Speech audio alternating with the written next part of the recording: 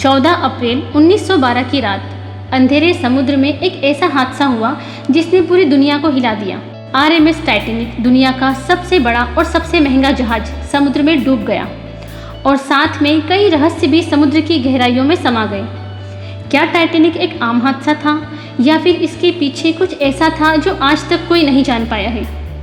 10 अप्रैल 1912 ये वो दिन था जिस दिन टाइटैनिक अपनी पहली यात्रा के लिए तैयार था। टाइटैनिक उस दौर का सबसे बड़ा और लग्जरी जहाज था।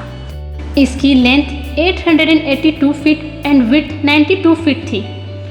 उस जमाने में इस जहाज को बनाने की कॉस्ट $7.5 मिलियन थी। इसकी पहली यात्रा के दौरान इसमें 2200 से ज़्यादा लोग सवार थे, बिजनेसमैन, सेलिब्रिटीज और कुछ आम यात्री। टाइटैनिक को कहा गया था अनसिंकेबल, यानी ये जहाज कभी नहीं डूब सकता। व्हाइट स्टार लाइन जो कंपनी थी जिसने टाइटैनिक को बनाया था, इस कंपनी के वाइस प्रेसिडेंट ने जहाज के लिए पब्लिकली अनाउंस किया था कि ये जहाज अनसिंकेबल है। पर 14 अप्रैल 1912 की रात कुछ ऐसा हुआ जिसने इस दावे को चकनाचूर कर दिया। यह इतिहास का सबसे बड़ा समुद्री हादसा हुआ। रात 11:40 पर यह जहाज एक आइसबर्ग से टकरा गया। इस टक्कर ने जहाज के नीचे के 5 कंपार्टमेंट को तोड़ दिया। महज कुछ ही मिनटों में टाइटैनिक पूरी तरह से समुद्र में समा गया। 1500 से ज़्यादा लोग मारे गए। जिस समुद्र में वह डूबा था उसके पानी का टेम्परेचर उस वक्त -2 डिग्री था, जिसमें किसी साधारण इंसान का 20 मिनट से ज़्यादा जिंदा रहना नामुमकिन था। पर सवाल ये है कि आखिर टाइटैनिक डूबा क्यों? चलिए जानते हैं वो 5 सबसे बड़े कारण जिनकी वजह से टाइटैनिक डूब गया।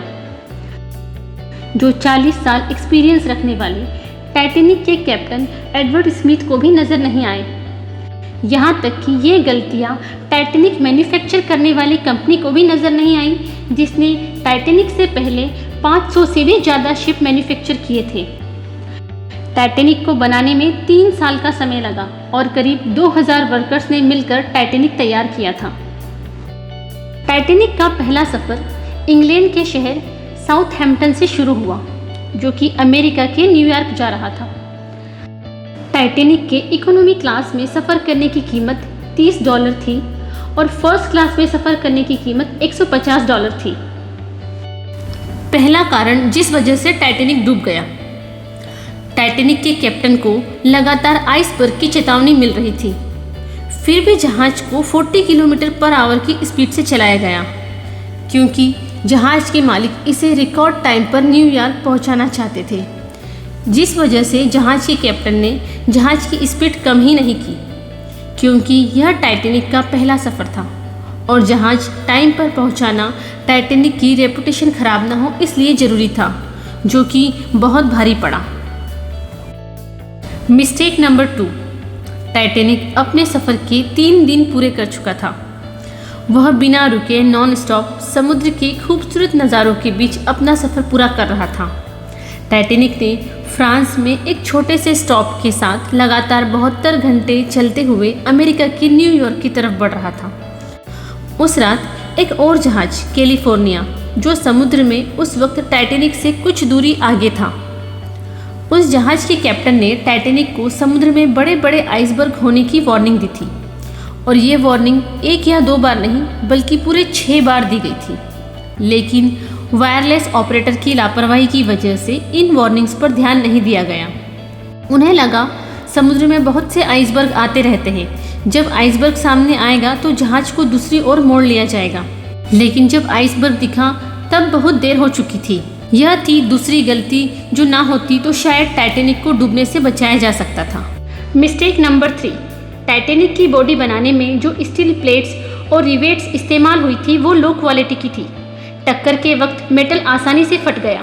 साथ ही जहाज को जोड़ने वाले लोहे के रिवेट्स कमज़ोर थे और टक्कर में उखड़ गए। यह निर्माण में की गई एक बहुत बड़ी चूक थी। कई मॉडर्न स्टडीज़ ने प्रूव किया कि मटेरियल क्वालिटी भी जहाज के डूबने की एक बहुत बड़ी वजह थी। मिस्टेक नंबर 4, टाइटैनिक की टक्कर एक फुटबॉल फील्ड साइज़ के आइसबर्ग से हुई थी, जो कि 100 फीट ऊंचा और 400 फीट लंबा था।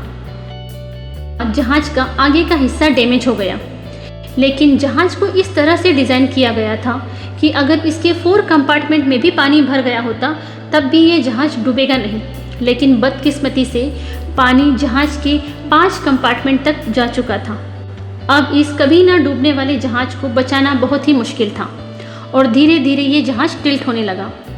तब जहाज के कैप्टन को रियलाइज़ हो चुका था कि अब सिचुएशन हाथ से निकल रही है।